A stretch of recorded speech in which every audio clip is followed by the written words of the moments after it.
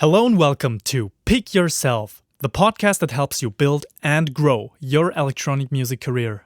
You will learn the strategies, mindset, tactics, and tools that you can implement today to break through tomorrow. My name is Philip. Now let's get right into today's episode.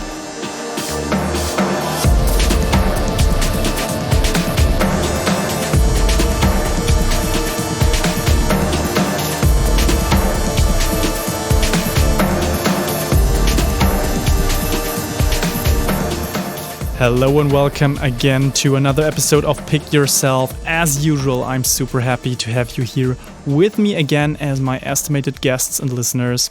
Thanks a lot for tuning in, and also thank you for the positive feedback on last week's episode, which was on a meaningful social media strategy for electronic music artists and DJs. And this week's episode is kind of a continuation of the last week.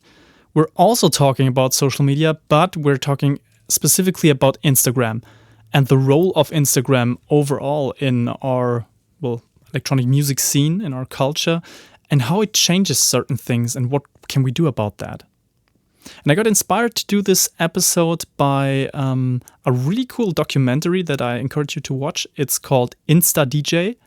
It's a documentary by Pioneer DJ, and they talked to a lot of interesting people, including Annie Mac, Carl Cox, Danny Howard, but also Buddhist monks and psychotherapists. So a really wide range of people who have very interesting comments on the subject that I didn't expect.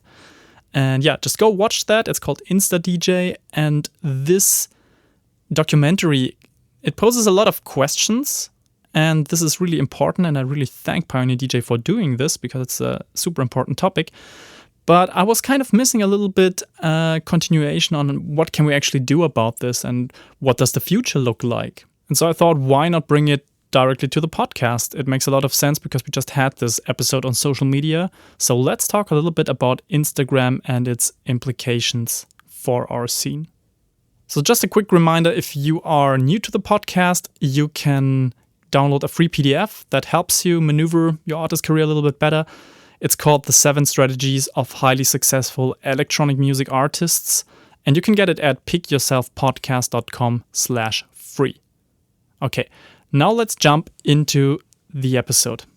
So, Instagram for DJs and producers, is it a blessing or is it a curse, or is it partially both? Well, it's not a super easy question to answer, otherwise there wouldn't be a discussion. But this Insta DJ documentary by Pioneer, it has raised some very important questions. So, for example, have we come to the point where Instagram is killing the vibe on dance floors worldwide? Is it some kind of distraction for the people that are performing on stage? Are we as electronic music artists dependent on this platform to build a successful career? And how does this whole social media thing influence our behavior also in the studio? So in this episode, I'm going to share 5 hypotheses with you that I believe will help you do a better job overall in terms of using Instagram in a beneficial way that serves your audience. So overall, I was super happy to stumble upon this Insta DJ documentary because it was a little bit different. For the last years, I had read lots of articles and blog posts about Instagram for musicians and DJs and so on, and they all revolved around tips and tricks to help you build an audience on the platform. So you could find suggestions for great DJ hashtags, but also how-to guides on how to use the Instagram Stories feature as an artist, and so on and so forth. And after this first euphoria of, hell yeah, another great channel to promote my music, the discussion is now taking a really interesting turn, I think. So these days, artists are starting to feel a lot of pressure of having to be visible on Instagram. And a lot of DJs and electronic music live acts are starting to get quite distracted on stage by all the smartphone lenses that are, focusing on them. And this once sacred and also intimate and private environment of techno clubs is somehow being invaded and infiltrated by clubbers who feel the need to share these private moments with their followers. And we can also see clear signs of addictive behavior when you think about being in the studio and then being distracted all the time because you have to reach for your smartphone and have to go to Instagram, post something about you being creative in the studio, but at the same time, you actually want to be creative and you usually shouldn't just post stuff at the same time. And somehow there's a clash that doesn't work out because you're drawn into your newsfeed again and suddenly half an hour is gone.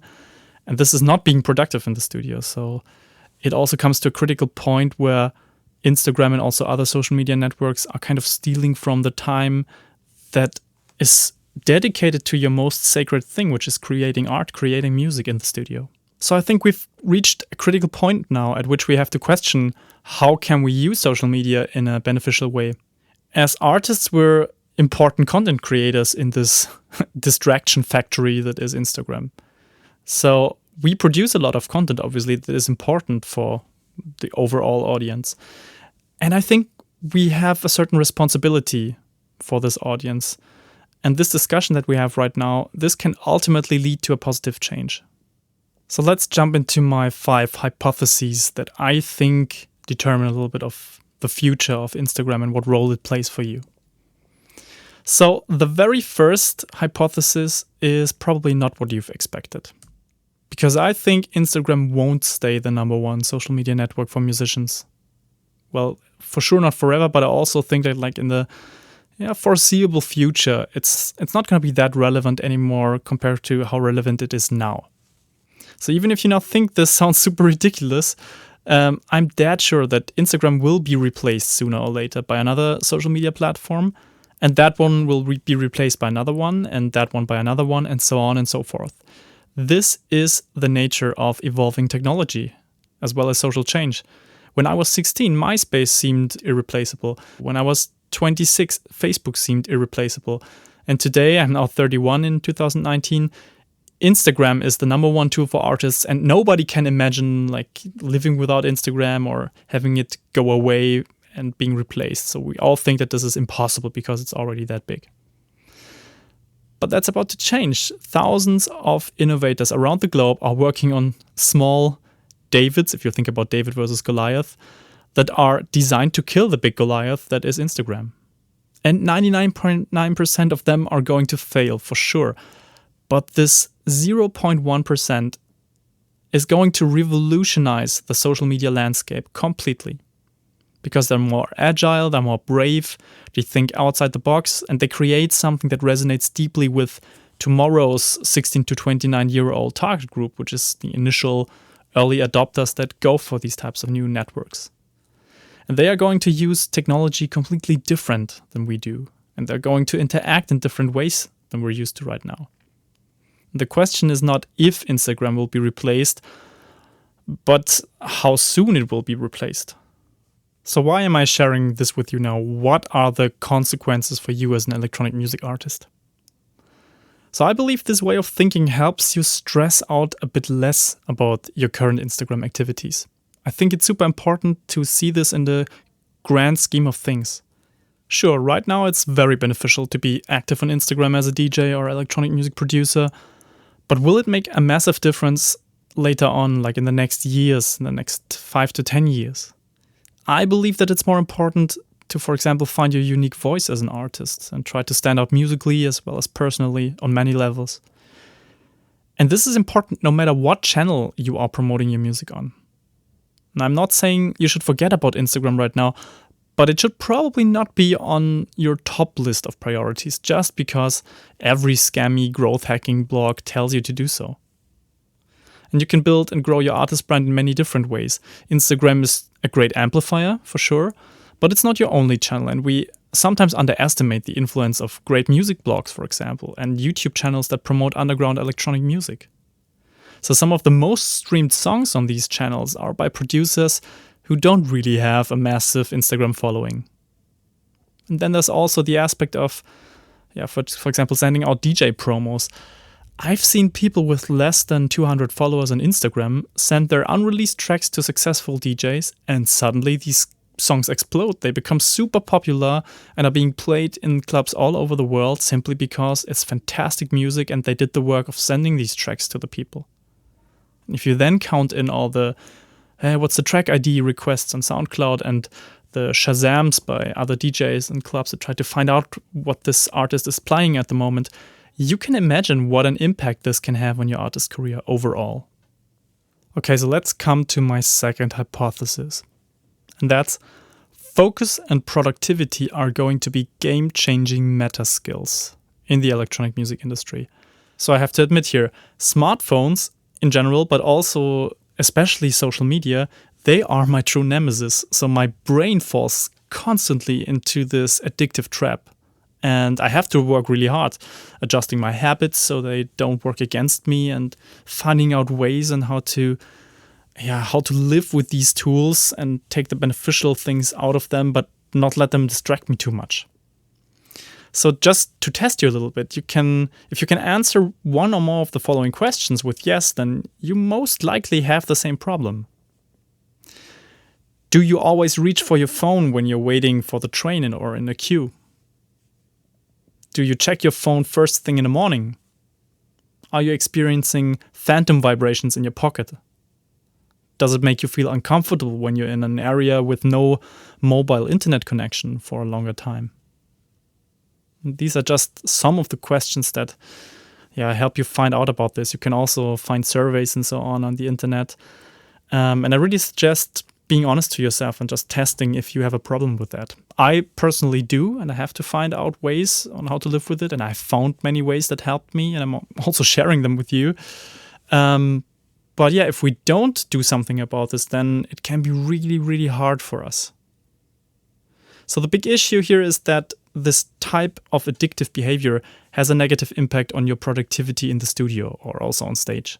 So we're easily distracted and we can't fully immerse ourselves in the music anymore. And finishing a song, that's difficult enough already. How the hell do you want to do this while you're constantly reaching for your phone and scrolling through your Instagram feed? So we have to fight distractions and we have to gain clarity. And the people that figure this out have an incredible advantage over all the other producers out there trying to make it. So you're not alone with this problem, and there are a lot of things that you can do that will help you to be more productive and focused again. A good starting point is practicing some form of mindfulness exercise or some meditation every day. And I suggest you just start with a free version of an app called Headspace. That's the first thing you can do. Or you simply put on some relaxing music and you try to focus on your breath for some time. I suggest just starting with 5 minutes and create a daily habit that helps you build that muscle, that mindfulness muscle. And then slowly you can move on to 10 minutes or more. So why does meditation or mindfulness help you here? Well, if you start your day with something like this, instead of just reaching for your phone and scrolling through your feed, then it sets a very different experience to start the day with. And I think that kind of primes you for what's about to happen next. It also helps you gain a little bit more awareness for the problem itself. So when you then automatically reach for your phone, you will notice, okay, interesting. I'm reaching for my phone again. I'm trying to scroll through my newsfeed. Is that really something that I want to do now? Or is there something else that I could do that's probably more rewarding in the end? And it is something that builds slowly over time, but I can really recommend trying this out. I'm personally not a religious person at all, so I found ways of meditation that don't have to do anything with religion, and it's just a technique that you can use with no other aspects to it. Apart from that, I really encourage you to put your phone away and block Instagram on your computer while you're creating music. So that sacred time slot of creating music, it has to remain phone free, it has to remain Instagram free. And if you want to post about your studio session, then that's completely valid and you can do this, but please do it intentionally. So you want to use it as a tool for this very specific moment, and then you put your phone away again. Do you really think I could write a 2,000-word blog post or more, or record a podcast episode if my phone was next to me? Hell no, absolutely not. No chance. And the same goes for my mixing and mastering projects. So if you see pictures on Instagram of me working in the studio, then I've taken my phone out of my bag, deactivated flight mode, shot and uploaded the picture, and then I put it back to where it doesn't bother me anymore. So this is the only way I can crank out so many mixes, mastering projects, and also keep the podcast going and remain a high level of productivity throughout my week, because I'm a very addictive person and I have to protect myself from that. I still want to reap the benefits of Instagram, obviously. So all in all, I believe that Instagram for DJs and electronic music artists is way less important than the meta skill of focus and productivity. In the end, in the long run, in the next 5 to 10 years, the ones who can master these skills will be way ahead of the ones who just focused on like picking the right Instagram hashtag. And if you're among the very few artists who reduce distractions but also use social media on purpose, you're really unlocking superpowers, because then you're going to finish more music, get more things done, and also feel way healthier mentally. Now let's come to hypothesis number 3. And that is, I think that the Berlin model of photo-free clubbing is going to be adopted globally. More or less globally. If you haven't been to one of the legendary clubs in Berlin like Berghain, Tresor, Sisyphos and so on, let me just quickly describe what to expect. So first of all, the bouncers in front of the door will most of the time do a very good job of selecting clubbers who come for the experience rather than the Instagram story. And yes, you will see lots of pictures from people standing in the queue and so on. But once you're inside, other things become way more important than your phone. This has to do with a so-called no photo policy on the dance floor. So as soon as you're entering the club, you get little stickers that you have to put on your smartphone lenses. And these clubs, they have staff members inside the club that make sure you follow this policy. And they're not the typical securities, so they don't have like a security shirt and stand around and bother you. They remain completely invisible, they look like normal clubbers, but once you pull your sticker off and you try to take a picture, they will appear out of nowhere and remind you of that no photo policy. So what is the consequence of this no photo policy? Since it's so strict and people really know about this here in Berlin, it creates a magical experience. And it's one of the main reasons why clubs here in Berlin are so successful, I believe. It feels like entering a safe space where your privacy is being respected and you can do whatever you want and whoever you want to be. So the only rule is that you have to respect the boundaries of other people around you. That's the only thing. I mean, when was the last time you felt so free? This is incredible. Everything else is being shared. Everything else is being, privacy invaded. So this is one of the last hideouts apart from nature, from like real nature. I'm not talking about your city park, I'm talking about like outback somewhere. So these first-hand experiences, they are way more powerful than Instagram posts you could potentially write. And since this type of experience is getting very rare these days, I'm convinced that there's going to be an even higher demand for it in the future. The more pervasive technologies we will use in our daily lives, the more we're going to crave ways to escape them, even if it's just for a club night. And I've seen clubs all over the world starting to adopt this policy. We won't see it on mainstream festivals and huge stages, of course, but I feel that at least the bigger underground venues are starting to implement these measures to create a more special experience for the people who are present at that night.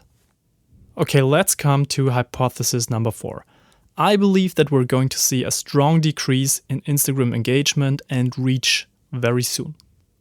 So Facebook is kind of dead for artists. Not entirely, but mostly. And the reason is that the engagement rates are so low right now that it doesn't even make sense to put in the time to create content there. The main reason why artists are still present on Facebook is that it offers, great paid ad tools and also some event features that are really important if you think about club nights and so on. And they seem to work for a lot of people still. But apart from that, honestly, like when you compare your engagement rate on Facebook to the one on Instagram, there's a huge difference for most of my listeners, for most of my clients, and for myself as well.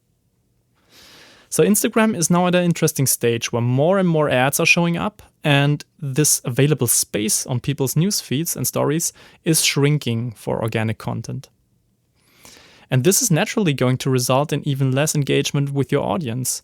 This is just the life cycle, the natural life cycle of every social media platform. They all have to go through that. For you as an artist, that means that your return on investment, meaning your time, is going to shrink as well. You will have to make a decision. How much time do you actually want to invest in a platform that doesn't really bring you the desired engagement? So is it worth thinking about what to post if you only get like a couple of likes here and maybe a little comment there? Is that really something that moves the needle for you? In the end, I believe that other channels are going to get more important again. And I mean, another solution would be to just invest more into sponsored posts to get the desired engagement. But I doubt that many upcoming artists will have the necessary funds and also knowledge to keep up with that. This ad space will be filled with the big players in the world, those targeting at consumers on a large scale, because they have the funds, they have specialized agencies that work with them, and people that actually know how to run these ads successfully. And I simply don't believe that for an artist, for an upcoming artist, it makes sense to try to play this game.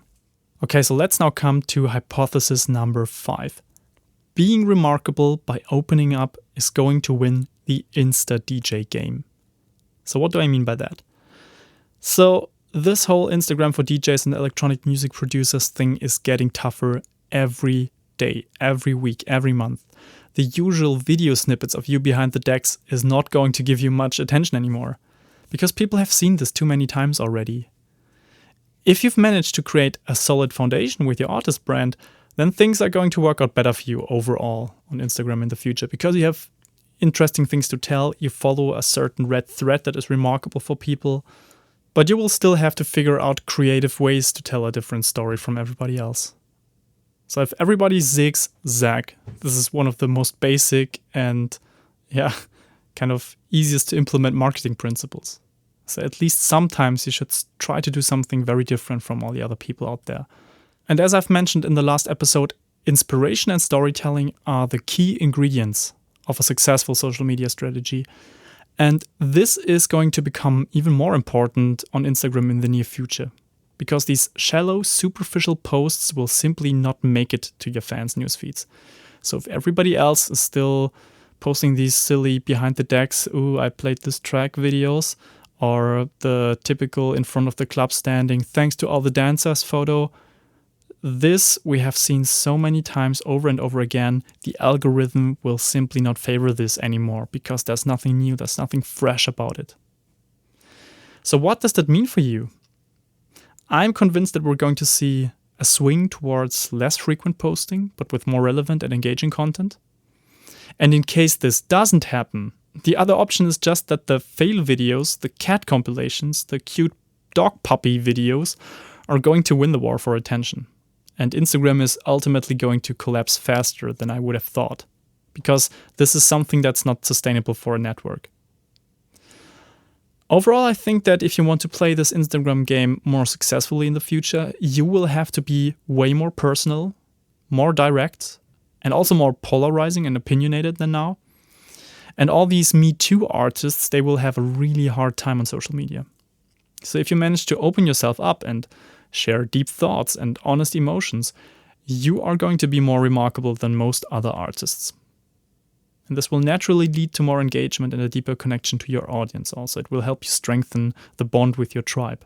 Whether you want to go down that route or not, this is your choice, because not everybody wants to share kind of deep thoughts and emotions with the world.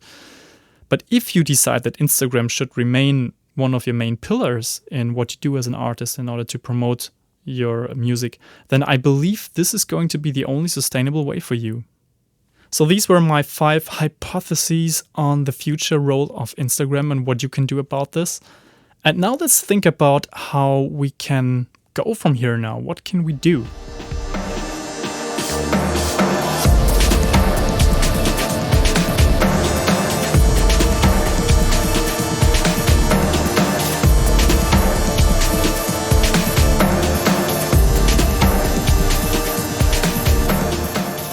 So usually at this point in the podcast, I give you 3 action steps, something that you can take away from the episode and implement right now.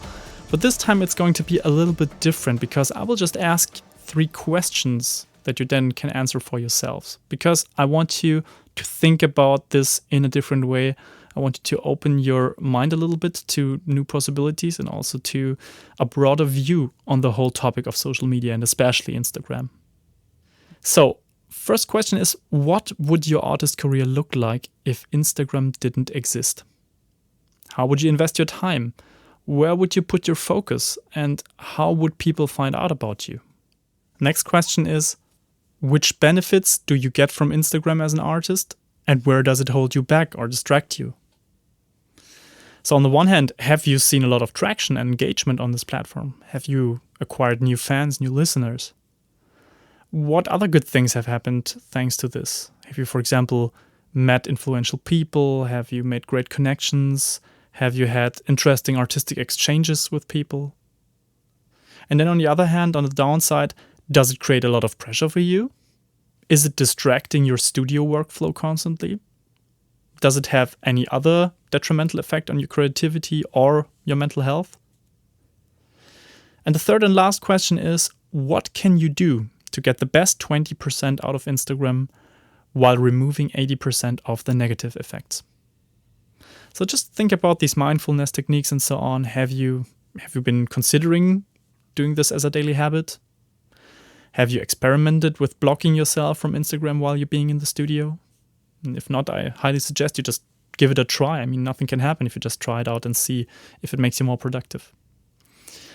And how can you add meaningful value to your audience and stand out from all these other Me Too DJs and producer profiles? So are you able to open up a bit more to create content that is a bit deeper, a bit more engaging than what's usually out there? So can you, for the future, offer something that is so different that even when engagement rates start dropping on Instagram, you still stand a chance in the whole game? And I really hope that you're remarkable enough to do so. I really believe that a lot of the listeners here have the potential to do so. And I would love to hear from you. What did you think about this whole social media and Instagram thing? What do you think about the Insta DJ documentary by Pioneer? Just leave a comment at pickyourselfpodcast.com or drop me an email, philip@kopilko-productions.com. I would love to hear from you. It's super interesting to get also your point of view on these matters. Okay, so that's it for this episode. Thank you so much for tuning in. I'm so happy to see the numbers of podcast listeners grow every single week. It really means a lot to me. And if you want to help me support this show, just leave a little review, a 5-star review, preferably on your favorite podcast app, especially Apple Podcasts. Here, these reviews are super important. So if you want to give something back for me providing this podcast for free, just go there, leave a little review. Just has to be really short.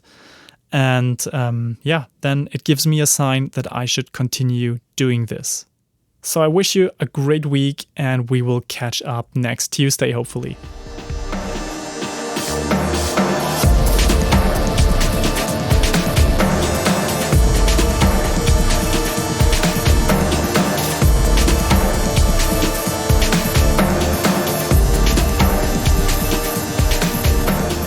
If you have enjoyed this episode, please make sure to subscribe to the show on your favorite podcast app.